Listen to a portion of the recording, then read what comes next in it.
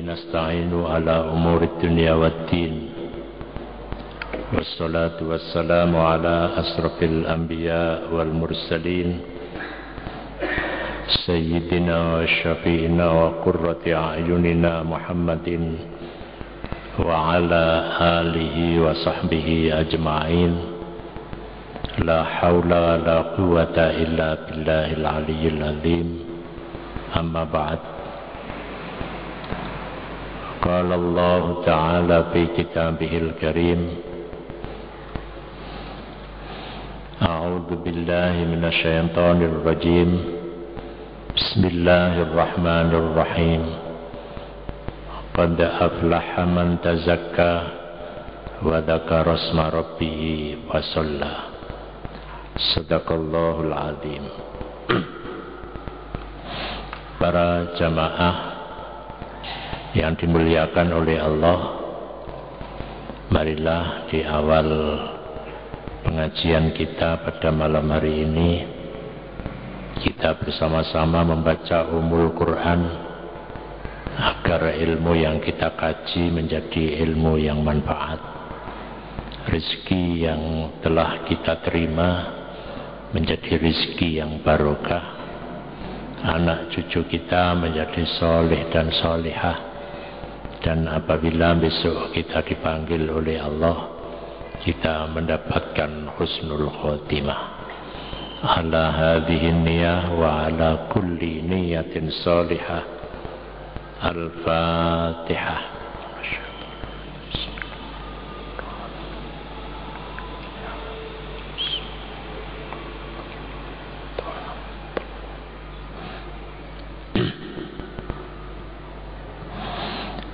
Para jamaah yang dimuliakan oleh Allah,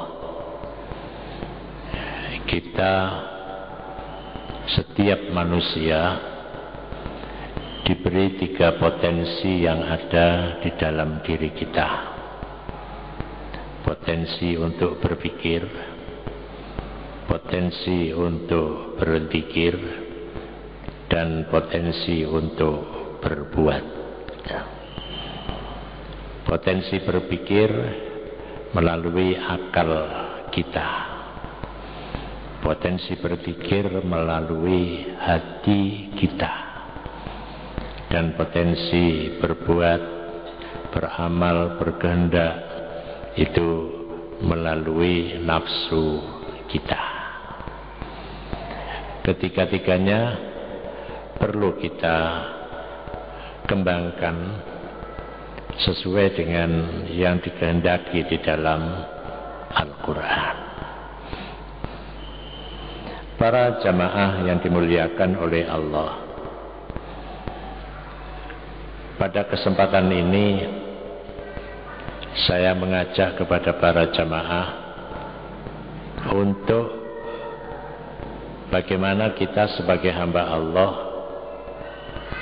yang memiliki nafsu, yang dimana nafsu itu punya kecenderungan untuk melakukan perbuatan yang jahat,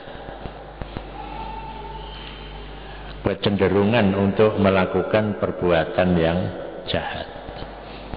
Maka kita mencoba untuk bagaimana pembahasan Imam Al-Ghazali tentang nafsu ini,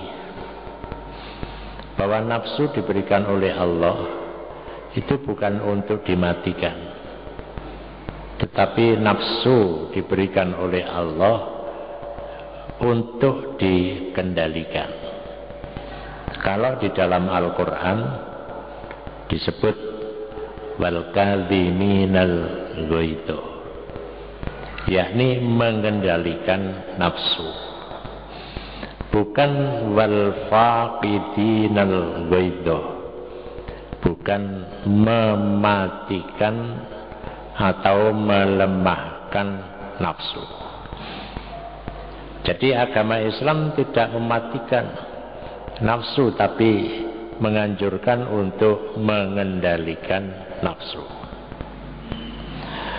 Al-Ghazali membagi nafsu yang pokok menjadi 2 bagian.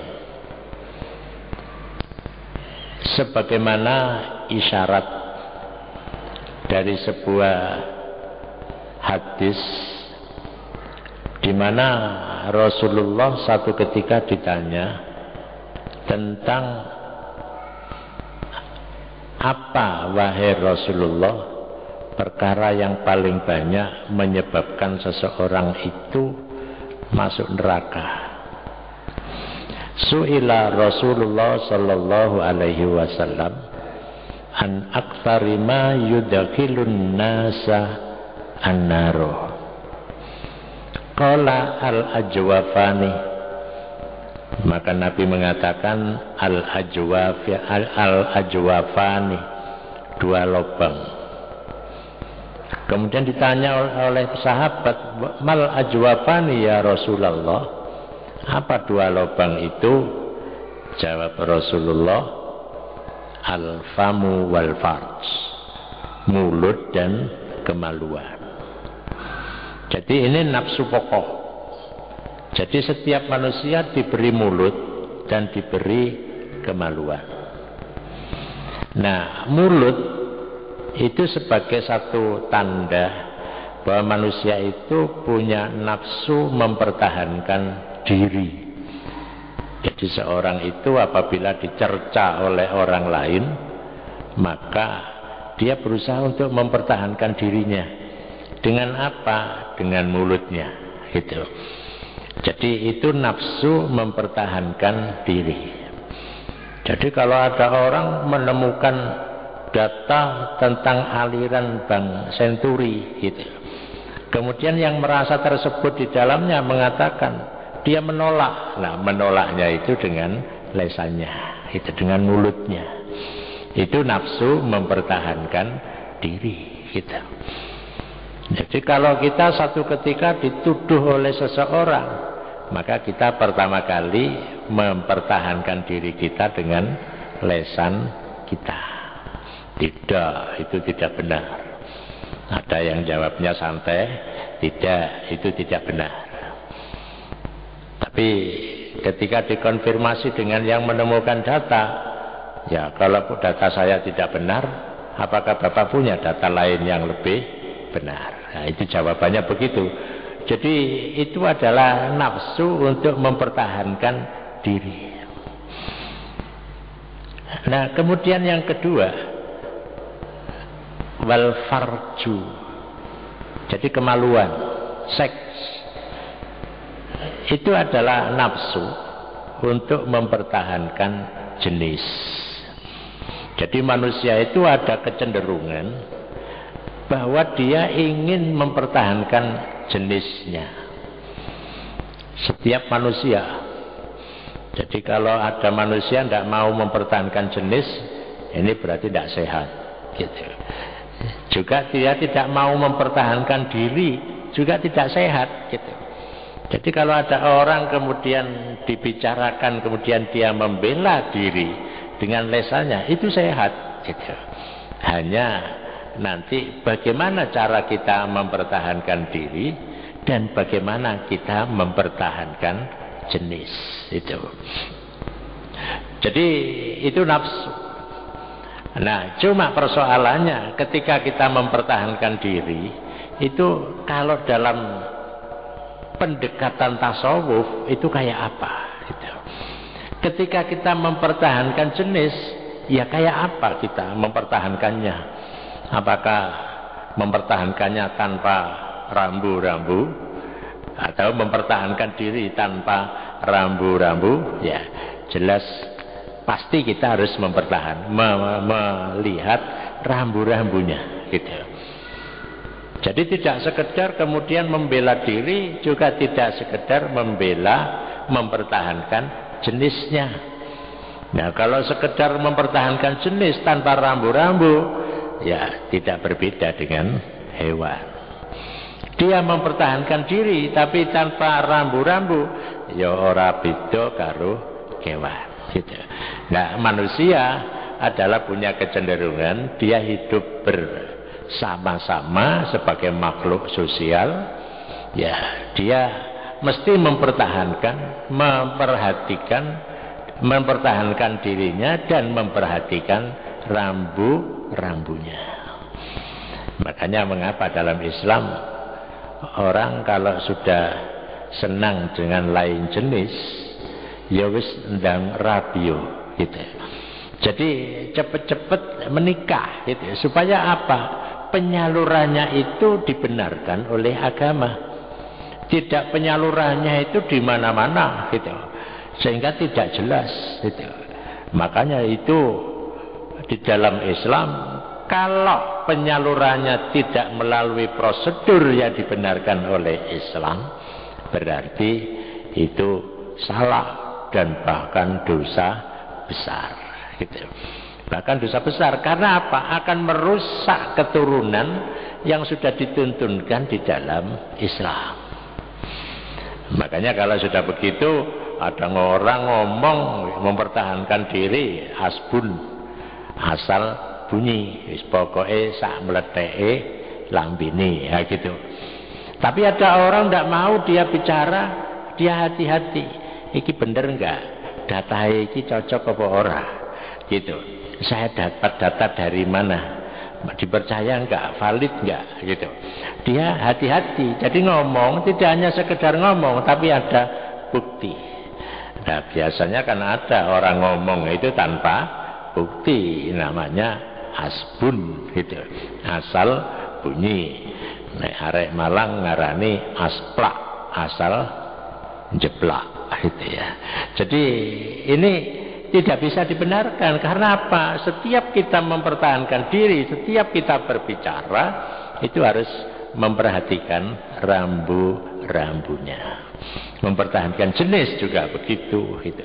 Kalau tidak ya seperti ayam pagi-pagi keluar dari kandang, iki biyen anake apa iki mboke ya ora pati dipikir wis pokoke ana wedokan ya diuber kan gitu. Ini karena apa? Tidak ada rambu-rambu. Di dalam Islam ada rambu-rambu itu gitu. Para jamaah yang dimuliakan oleh Allah. Nah, nafsu yang pokok itu berkembang menjadi 4 macam nafsu. Di dalam Al-Quran disebutkan innan nafsa la ammaratun bisu. Pada prinsipnya nafsu itu pasti mengajak kepada hal-hal yang jelek. Jadi nafsu itu pada prinsipnya itu mengajak kepada jalan yang jelek. Innan nafsa la ammaratun bisu. Jadi tidak kemudian semua nafsu karena berpikir prinsip gitu ya. Ya prinsip itu. Maka prinsip itu artinya ada kemungkinan yang lain gitu. Seperti al-aslu kalau kita bicara hukum fikih, al-aslu fil asya al-ibahah hatta yadullat dalil ala tahrimiha. Pada prinsipnya semua perkara, semua apa yang ada di bumi ini ibahah, boleh diambil. Jadi boleh dimanfaatkan oleh manusia hatta yadullat dalil ala tahrimiha, sehingga ada dalil yang mengharamkannya. Kalau sebaliknya itu pikiran Imam Syafi'i. Kalau pemikiran Imam Hanafi, al-aslu fil asya al-haram. Pada prinsipnya semua yang di alam ini haram. Hatta yadullat dalil ala ibahatihi, sehingga ada dalil yang menjelaskan kebolehannya. Nah, kalau ini bicara prinsip gitu. Jadi pada prinsipnya semua itu halal. Itu Imam Syafi'i. Kalau Imam Hanafi pada prinsipnya semua itu haram gitu. Sampai ada penjelasan kehalalannya. Jadi kalau mengikuti Imam Syafi'i enak. Pokoknya semua itu boleh kecuali ada penjelasan makanan haram gitu. Tapi ya ndak ono wong dodol makanan niku haram, ayo ora payu gitu. Sebab sekarang itu makanan yang diproduksi itu mesti semuanya yang baru. Ini baik untuk orang yang kena diabetes, ya gitu. Lek gak ono iku, enggak laku gitu. Ya. Tapi kalau menurut Imam Hanafi tidak, pada prinsipnya semua makanan itu haram. Hatta yadulla dalil ala ibahati. Sampai ada dalil yang menjelaskan bahwa hal itu halal. Makanya kalau sekarang di dunia berkembang halal food. Jadi makanan halal. Itu mengikuti jalan pikiran Imam Hanafi. Para jamaah yang dimuliakan oleh Allah, jadi pada prinsipnya nafsu manusia itu cenderung untuk melakukan perbuatan yang jelek. Jadi kalau ada orang kok melakukan perbuatan jelek, berarti dominasi nafsu amarahnya itu tinggi gitu. Nah kemudian yang kedua ada nafsul mulhimah. Fa'alhamaha fujuraha wa taqwaha. Mulhimah itu artinya nafsu yang memberi ilham pada seseorang. Dia itu suka melakukan kebaikan, tapi dia dibisiki aja dilakoni. Contoh ya. Biasanya berjamaah di masjid, kemudian hujan lebat ya. Kemudian ada bisikan, wis aja budal nang masjid, wong udan ae lho, gitu. Ndek omah ya padha ae. Secara syar'i memang tidak ada halangan, boleh gitu. Tapi kalau dikaitkan dengan nafsu tadi, ada pembisik ini. Makanya orang hidup itu selalu ada pembisik. Pembisik yang rupa nafsu, ada pembisik yang rupa manusia, gitu. Jadi pembisik itu. Jadi kalau dulu itu rame itu pembisik Gus Dur gitu. Jadi istilah pembisik itu. Nah, para jamaah yang dimuliakan oleh Allah, jadi kalau kita ada bisikan, ketika kita terbiasakan melakukan perbuatan baik, kemudian kita dibisiki, lha opo kate dilakoni gitu ya. Buat apa itu dilakukan? Maka melakukan bisikan seperti itu adalah nafsul mulhimah. Kemudian yang ketiga ada an-nafsul lawamah wan nafsil lawamah. Orang Jawa bilang nafsu aluamah, itu aluamah. Yaitu nafsu seseorang ingin menguasai orang lain ya, dan menguasai apa saja untuk dirinya sendiri. Jadi rakus gitu. Jadi orang itu, kerakusan itu selalu ada. Kita setiap individu itu punya itu sifat rakus itu ada.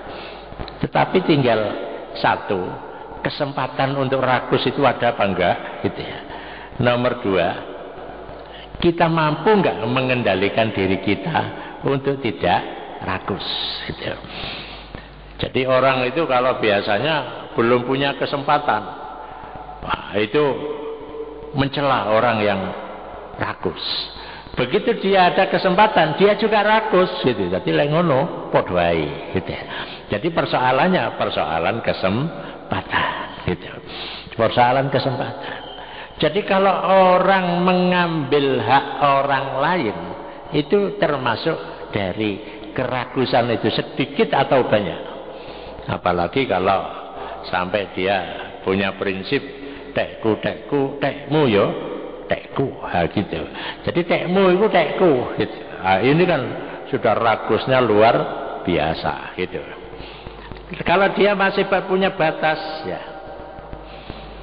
tekku itu bagus, itu ada kesempatan. Enggak, itu bukan milik saya, itu punya orang lain, ini punya negara, ini punya rakyat.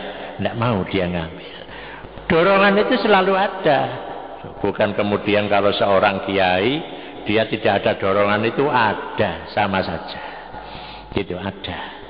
Itu namanya nafsul lawamah. Orang bilang nafsu aluamah.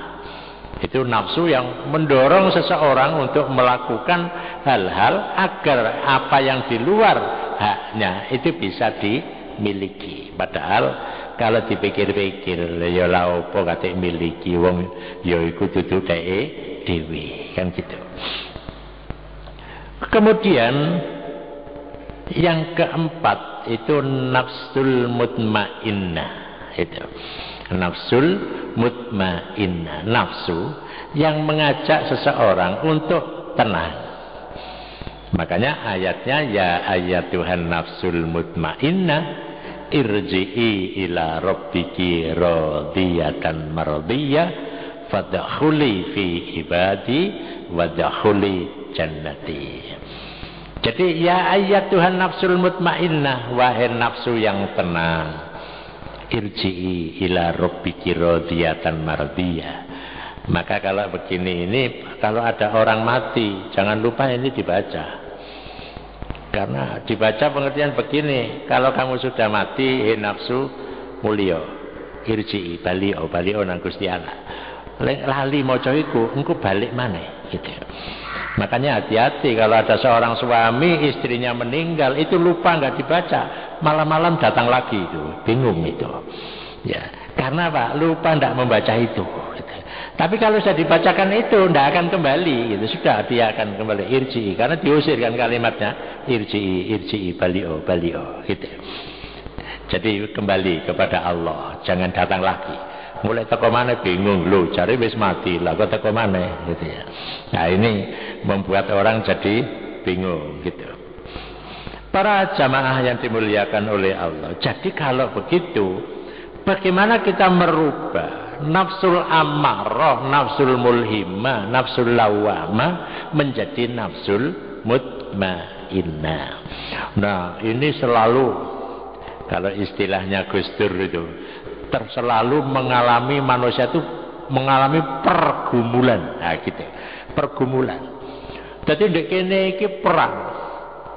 Ya, iki budal apa ora, iki dijopo apa ora. Gak dijopo iki eman, kok dijopo uang gitu. Dijopo iku kok dosa. Ah gitu, di sini ini perang gitu. Akhirnya karena dia tidak punya iman, ngenteni suarane tekek gitu. Jadi suara tekek itu dicoba apa ora, diambil apa tidak, diambil apa tidak. Barang ketemu suarane iku mangganjil, diambil, maka diambil gitu. Nah, ini perang di sini. Nah, tiga kekuatan dengan satu kekuatan itu kan ya terjadi pergumulan itu. Kuat enggak yang nafsul mutmainnahnya itu? Nah, biasanya nafsu itu punya kekuatan ketika fisik seseorang itu juga masih kuat gitu. Jadi nafsu itu berkaitan dengan fisik gitu. Lek fisiknya kuat, biasanya kecenderungan nafsu yang jelek itu juga kuat. Tapi kalau wis gak kuat, wis tua itu ya, biasanya nafsul mutmainnahnya itu sudah kuat gitu. Kalau masih muda itu justru yang tiga itu yang kuat. Ya pokoknya nafsunya dituruti ae. Delok ana wong klambian ireng-ireng kate lusuh ditiru. Nah gitu. Nggawe anting-anting kok gedene sak tempeh ya ditiru. Nah gitu nafsu. Hujan-hujan pun dia berangkat, enggak punya uang berangkat. Tapi kalau sudah tua ya mikir-mikir itu gitu. Makanya kalau ada anak muda kok nafsul mutmainnahnya itu kuat, anak muda yang begini ini yang luar biasa, besok akan jadi pemimpin bangsa. Tapi kalau ada anak muda kemudian dia tidak kuat, ya pancene arek enom lagune ya ngono iku gitu ya. Tapi kalau ono arek tua gitu, terus nafsul mutmainnahnya itu tidak kuat, iki gawat gitu. Seperti anak muda kan gitu lah. Seperti anak muda. Jadi nafsul mutmainnahnya kalau sudah tua, ya orangnya sudah tua, fisiknya enggak kuat itu biasanya akan terjadi gitu. Tapi kalau tua terus nafsul amarahnya, nafsul lawamahnya itu masih kuat, ini gawat Pak gitu. Gawat, orang yang begini ini gawat. Jadi kalau ada pemuda kok ya gak tahu jamaah, ya pancene arek nom pantes gitu. Tapi leono arek nom kok senengane jamaah, ini luar biasa. Kalau ada orang tua seneng berjamaah, ya memang orang sudah tua, ya pantesnya begitu itu gitu. Kok sik keluyuran ae di mall, gak pantes kan gitu, Pak. Gak pantes lek wis tuwa gitu. Ini adalah satu proses pentingnya mendidik nafsu. Daruratut ta'dib, pentingnya mengajar, mengendalikan, mendidik nafsu yang ada pada diri kita. Dan proses mendidik nafsu itu tidak hanya pada waktu muda, tapi juga pada waktu tua. Ini akan terus terjadi. Akan terus. Nah, kalau kita tidak kuat-kuat ya, tidak selalu mendengarkan nasihat, maka nafsu yang tiga itu akan menguasai kita. Tapi kalau kita sering mendengarkan nasihat, ya paling tidak kita ini akan ada rem gitu. Makanya kalau di dalam pandangan ulama ahli hikmah, kita itu harus punya 4 waktu di dalam ibadah kita untuk memperbaiki diri. 1, punya waktu untuk munajat kepada Allah. Kemudian yang kedua, punya waktu untuk muhasabah, untuk menilai diri kita. Ya, adakah diri kita ini sudah baik? Kemudian yang ketiga, kita hanya punya waktu untuk mencari teman kita yang bisa mengoreksi diri kita. Gitu. Nah, cuma biasanya yang ketiga ini nggak bisa, nggak pernah kita amalkan itu. Kalau munajat, insya Allah kita setiap saat munajat, ya Allah, anak saya nomor 1 ingin kuliah, nomor 2 mau masuk SMA, nomor 3 mau masuk SMP, nomor 4 mau masuk SD, nomor 5 mau masuk TK, nomor 6 mau keluar gitu ya. Jadi saking akeh anak jadi bingung gitu. Duwe gak duwe gitu. Sambat nang Gusti Allah, mesti sambat dia gitu. Nah, orang yang begini ini biasa terjadi karena apa? Dia selalu munajat kepada Allah. Tetapi ya, untuk mencari orang yang bisa mengkoreksi dirinya itu tidak pernah kita lakukan. Nah, kalau kita tidak bisa melakukannya, maka kita hendaknya berusaha untuk masuk pada majelis-majelis di mana majelis itu membicarakan tentang perilaku kita. Gitu. Jadi kita harus berada di majelis itu. Kalau tidak, maka dikhawatirkan kita akan nyelentang. Gitu. Jadi akan keluar dari rel. Karena apa? Tidak ada yang mengingatkan. Sebab kita tidak sempat untuk mencari orang yang biasa mengkoreksi diri kita, apalagi kita ini sudah menganggap diri kita itu bagus. Nah, kita lupa kalau dalam Al-Quran itu disebutkan wala tuzakku anfusakum. Janganlah engkau menganggap dirimu itu bagus, bersih. Jangan. Gitu. Jangan. Karena apa? Kita ini setiap hari itu bergumul dengan kehidupan masyarakat. Jadi bergumul dengan kehidupan masyarakat, terkontaminasi itu jelas. Jadi kalau diibaratkan orang itu berjalan, dia ini mesti kena debu, kena apa? Debu yang dia lewati itu menempel di dirinya. Maka dia akan merasakan kesegaran tubuhnya apabila dia mandi. Maka seorang itu juga akan mengalami hatinya itu kena virus. Maka dia akan merasakan kesegaran hatinya apabila ada nasihat. Nah, disinilah pentingnya kita menjadikan diri kita untuk mencari orang yang bisa mengkoreksi diri kita. Nah, kemudian yang keempat, kita punya waktu untuk mengurangi sedikit ya, dari kelezatan makan kita.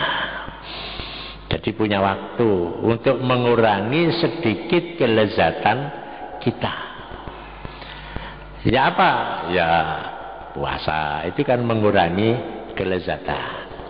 Kalau kita tidak puasa, ya biasanya makannya itu enak. Sekarang enggak usah makan yang mewah. Itu artinya apa? Kita bisa mengurangi kelezatan hidup ini dengan banyak berpuasa, dalam pengertian puasa tidak makan atau makan, tapi kita kurangi kadar makanan itu. Para jamaah yang dimuliakan oleh Allah, dari 4 nafsu itu, dari 2 kemudian berkembang menjadi 4. Nah, dari 4 itu mewujud menjadi 4 lagi. Apa itu? Kalau nafsul ammarah itu menjadi nafsu syaitoniyah. Jadi ketika muncul ke permukaan itu menjadi nafsu syaitoniyah. Apa nafsu syaitoniyah itu? Nafsu di mana manusia itu memiliki sifat-sifat seperti setan. Ya, seperti setan. Ciri-ciri setan itu kayak apa? Ya, ciri-ciri setan itu kalau dia diajak disuruh menyembah kepada Tuhan, ya, seperti gambaran ketika iblis itu disuruh menyembah Adam, dia tidak mau. Tidak maunya itu dengan bahasa menentang, menolak. Saya tidak mau karena saya diciptakan dari api dan dia diciptakan dari tanah. Nah, disinilah sebenarnya sifat yang ada pada diri kita karena dorongan nafsu syaitoniyah itu biasanya dia merasa bahwa punya kelebihan dari yang lain yang memunculkan kesombongan diri. Mengapa orang itu sombong? Karena dia merasa memiliki kelebihan. Padahal kalau kita ini sadar, wa fawqa kulli dzi ilmin alim. Di atas orang yang alim itu ada yang lebih alim. Di atas wong sing ganteng ana sing luwe ganteng. Di atas wong sing cantik itu ana sing luwe cantik. Lek sak Malang kira-kira ayu dhewe. Lek didu sak Indonesia mudun gitu. Apa maknane didu sak dunia? Oh, gak bisa wong Malang kok melok Miss Universe, gak nutut. Dukure tok iku ora cocok gitu. Dukure tok gitu ya. Apa maneh engko kecerdasane yo tambah angel gitu ya. Lah itu kan menggambarkan wa fawqa kulli dzi ilmin alim. Lek ana wong sugih ya mesti ana sing luwe sugih. Apa maneh dibandingno karo sing nyiptakno wong sugih, sinten? Gusti Allah gitu. Siapa itu? Allah gitu. Makanya kalau nafsu syaitoniyah itu biasanya selalu muncul. Kalau tidak disadari dengan logika kita, maka kita akan selalu, kalau dalam bahasa Jawanya itu jadilah dia seorang yang adigang adigung adiguno gitu ya. Pokoknya saya harus begini gitu. Maka orang yang demikian ini dari sifat syaitoniyah muncullah perilaku diktator gitu. Jadi perilaku diktator. Para jamaah yang dimuliakan oleh Allah, nah kemudian dari nafsu lawamah itu muncul menjadi nafsu sabuiyah. Sabuiyah itu artinya nafsu di mana seseorang itu sudah sampai pada tahap ingin menguasai semua gitu. Jadi ingin menguasai. Sabu itu binatang buas. Nah, binatang buas itu biasanya punya kecenderungan kalau di hutan itu ingin menang sendiri. Nah, kemudian yang ketiga menjadi nafsul bahimiyah. Nafsul bahimiyah itu nafsu binatang jinak. Jadi binatang jinak itu apa? Kalau kita punya burung jinak itu, Seperti kemarin itu di koran ada seorang di luar negeri, di Eropa. Kebiasaan orang Barat itu kalau sudah tua itu gak mau itu ngomong putu, itu gak usum gitu. Usumnya ngomong apa? Ngomong asu. Jadi jalan-jalan itu ngomong anjing itu, anjing yang mahal itu, sing kira-kira tidak ada bandingannya itu. Satu ketika anjing ini, ya maksud saya, satu ketika itu disebutkan di koran, majikan ini meninggal. Di dalam rumah itu tidak ada orang lain kecuali majikan itu dengan 2 ekor anjing. Nah, majikannya meninggal, nah anjingnya kan kelaparan. Akhirnya anjingnya memakan majikan. Jadi wajahnya ini habis karena sudah dimakan oleh majikan gitu. Nah, karena apa? Kalau begitu itu kita coba ingatkan, oh itu kan hak asasi gitu. Padahal kalau kita kan tidak bisa begitu cara berpikirnya gitu. Kita inilah buat apa kita jalan-jalan nuntun anjing, kan lebih baik jalan-jalan nuntun putu kan gitu, menuntun cucu. Nah, ini tidak. Akhirnya apa? Karena anjing ya kelaparan ya dimakan itu majikannya kan gitu, majikannya yang dimakan. Ini akibat. Itu nafsu, maksud saya nafsul bahimiyah. Kelihatannya zina, tapi satu ketika dia akan memangsa majikannya. Itu seperti orang itu gayanya itu mantuk ya, tunduk itu, tapi dia mencari peluang untuk menanduk gitu. Jadi ada bawahan, dia terhadap atasan, pokoknya mantuk ya, koyok tunduk dia, tapi dia mencari peluang untuk menanduk. Itu nafsul bahimiyah. Kemudian dari nafsul mutmainnah muncullah menjadi nafsul uluhiyah. Jadi nafsul uluhiyah itu nafsu di mana seseorang sudah selalu ingin mengidentifikasikan dirinya dengan Tuhan. Jadi menyamakan dengan kehendak Tuhan. Apa karepe Gusti Allah ya tak lakoni. Bicaranya, perbuatannya, berpikirnya disesuaikan dengan koridor ketuhanan gitu. Nah, kalau dia sudah mampu nafsul uluhiyah ini, dia akan berada pada koridor ketuhanan dan dia akan selalu menyesuaikan diri dengan kehendak Tuhan, kehendak Allah.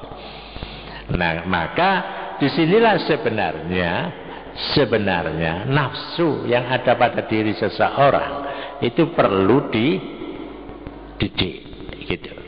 Karena Nabi mengatakan innama bu'istu liutammima makarimal akhlak. Pengertiannya bahwa ada ya dari kalimat itu nafsu manusia itu bisa dididik, itu maksudnya. Karena liutammima makarimal akhlak gitu. Jadi karena ada pandangan begini, ada pandangan bahwa nafsu manusia itu tidak bisa dididik. Ada pandangan begitu. Apa menungso ku lek wis elek, apa ya iso dadi apik. Ada yang berpandangan dia menjadi seorang yang ragu gitu. Apa manusia itu bisa dididik? Itu tidak bisa. Itu seperti diibaratkan seorang yang telah berbuat jelek, dia sudah tidak bisa itu. Karena apa? Karena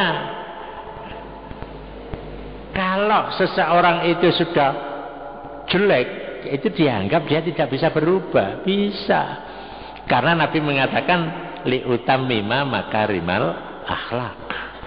Jadi kalau begitu nafsu manusia itu bisa diperbaiki. Makanya kalau orang itu sadar hal ini, dia tidak kemudian menjadi orang yang gampang putus asa, gampang mengeluh gitu. Jadi ada seorang yang dia itu memang dia punya ghirah untuk membimbing masyarakat. Tapi ternyata masyarakat tidak segera mengikutinya. Akhirnya dia mengeluh gitu. Nah kalau mengeluh itu menunjukkan dia itu sudah putus asa. Makanya orang itu dalam Islam tidak boleh mengeluh, tidak boleh sambat gitu ya, tidak boleh sambat. Ya sudah, ini memang tugas kita. Maka bahasa kita, kalau ada orang diajak sholat tidak mau, itu yang lazim itu. Ya pada waktu muda diajak sholat tidak mau, ya ditunggu kalau sudah setengah tua. Nek setengah tua sih durung gelem, ya diinteni lek wis tuwa. Nah lek wis tuwa ya sik durung gelem sholat, ya diinteni entek tuwane kan gitu. Jadi itu artinya dia sabar. Karena apa? Membina orang itu tidak mudah. Tidak boleh kemudian kita berpikir begini, kalau tidak bisa dibina lebih baik dibinasakan. Nah gitu tidak boleh gitu. Itu bukan sifat seorang pendidik. Jadi itu telaten. Banyak menungso gitu. Menungso itu tidak bisa seperti itu. Nah dari situlah maka nafsu itu bisa dididik, bisa dikembangkan, bisa diarahkan. Makanya seorang yang sabar itu adalah orang yang dia memahami bahwa apa yang diinginkan itu pasti bisa terjadi, tapi membutuhkan waktu yang cukup lama. Kudu telaten kan gitu, kudu telaten. Nah disinilah kalau Imam Mawardi menyebutkan bahwa nafsu itu sesuatu yang kosong, yang itu tinggal kita bisa mewarnai apa tidak. Bukan kosong dalam pengertian dia maunya bergerak sakarepe. Nah, tinggal kita bisa mewarnai enggak itu pada diri kita. Nah kalau kita sudah menjadi seorang yang senang kok beribadah seperti ini, berarti kita ini sudah sukses mengarahkan dan mengendalikan diri kita. Tapi satu ketika juga akan muncul lain. Kalau sudah muncul, ya bisa kita tekan lagi. Makanya saya yakin kita ini yang sudah ahli ibadah itu adalah orang yang ahli di dalam mengendalikan dirinya. Jadi ahli dalam mengendalikan dirinya. Kalau orang yang ahli ibadah, maka kita hendaknya ibadah itu sebagai sarana untuk mengendalikan diri, tapi pengendalian diri itu terwujud di dalam keaktifan kita di dalam beribadah. Jadi ada timbal balik gitu. Nah dengan begitu maka kita sebagai seorang Islam, kita kemudian tidak menjadi seorang peragu di dalam setiap melakukan sesuatu, karena semua itu kita harus yakin bahwa itu bisa dirubah. Dunia iki bisa diubah, perilaku manusia bisa diubah. Jadi kalau toh jelek itu masih bisa diubah jadi bagus. Karena manusia itu ndak ono sing putih bersih, itu ndak ada. Gitu, ndak ada. Pasti ada saja kekurangannya gitu. Jadi ada yang putih di sini hitam. Jadi ono semu-semu titik sampai di sini ireng nemen kan gitu. Itu adalah proses. Makanya ada orang itu berada pada kelas 0 ya. Ada yang kelasnya 10 gitu. Tapi ada yang kelas 1, ada yang kelas 2, ada kelas 2,5 juga ada. Itu karena apa? Manusia itu selalu dalam keadaan yang tidak tetap gitu. Nah makanya keistiqomahan kita untuk mengembangkan diri kita, mendekatkan diri kita kepada Allah, itulah yang diperlukan. Wa allawistaqamu ala tariqati la asqainahum ma'an ghadaqa. Jadi apabila engkau istiqomah pada jalanku ini, wa allabistaqamu ala tariqati la asqainahum ma'an ghadaqa.